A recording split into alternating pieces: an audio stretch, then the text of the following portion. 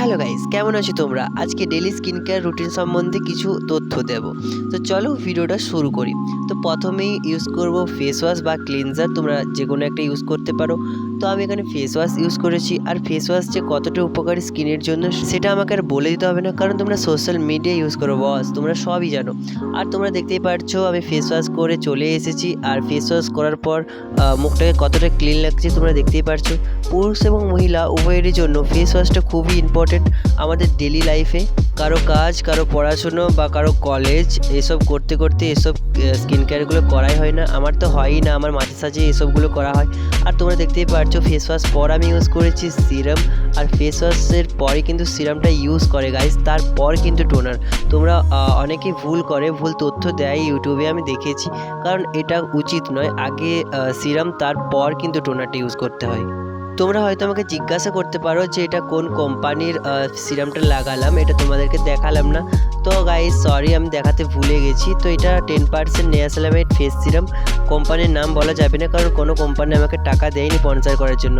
দেন আমি এখানে একটা ময়শ্চারাইজার ইউজ করেছি কোন কোম্পানি, তোমরা যদি বুঝে নিয়ে থাকো তাহলে কংগ্রাচুলেশন, আর নয়তো ভিডিওটা আরেকবার পজ করে দেখিয়ে নিও আয়নার সামনে দাঁড়িয়ে, কারণ এটা যেহেতু আমি শ্যুট করেছি মিররে, আই মিন ফ্রন্ট ক্যামেরা তো আমার মিররেই করা থাকে। তোমাদের কোন মোডে করা থাকে তোমরা অবশ্যই কমেন্ট করে জানিও। শীতে আমরা যেমন ময়শ্চারাইজার ইউজ করি সেরকম আমরা গ্রীষ্মতেও কিন্তু ময়শ্চারাইজার ইউজ করতে পারি। তোমরা হয়তো এবারে বলতেই পারো যে ময়শ্চারাইজারের কী দরকার, গ্রীষ্মকালে তো আমরা সানস্ক্রিন ইউজ করি, কিন্তু সানস্ক্রিন ইউজ করলে চলবে না।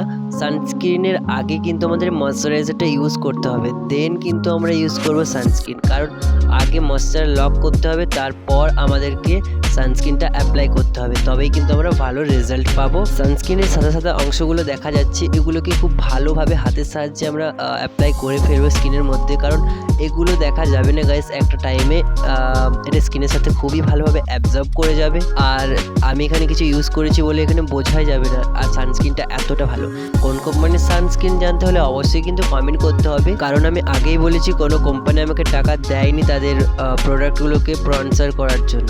তাছাড়া এটা ইউটিউবে দেখানোটা সত্যিই উচিত নয়, কারণ কোনো ব্র্যান্ডের প্রমোশন এইভাবে করা হয় না গাইস।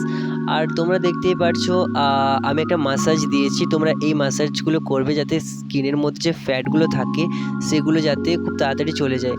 দেন গাইস আমরা লিপ বাম লাগাতে একদম ভুলবো না, লিপ বামটা লাগিয়ে নেব। এবার তোমরা ভাবতে পারো যে লিপ বাম কোথায় পাবো, লিপ বাম তোমরা একটা ভালো কোম্পানির লিপ বাম ইউজ করতে পারো। তো ফাইনালি গাইস কমপ্লিট হয়ে গেছে আমার স্কিন কেয়ার।